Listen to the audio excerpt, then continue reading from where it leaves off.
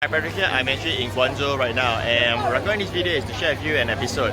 Now, in China and Guangzhou, people are crazy with milk tea.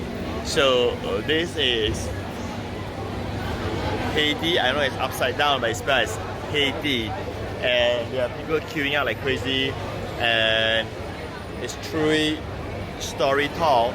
And if you go inside there and you go upstairs, you will see everybody sitting there drinking milk tea, right? And let me turn around here, and just the opposite, you'll see the alley, which I'm just gonna walk back here right now. The alley, and we are selling the same stuff, milk tea as well. And get this, the alley, as far as I know, is actually bigger than Haiti. Yet there's no people queuing, and here, Haiti, people are queuing with 3-story store. Now that is the power of branding. So this is why I always emphasize and teach my students and my clients that if you're going to build a business, especially an online business, the key thing that you want to focus on is to build your brand.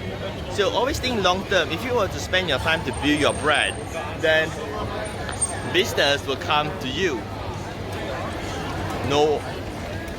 Not enough strong brand, super strong brand. See the difference, right? Where milk tea, it is almost the same.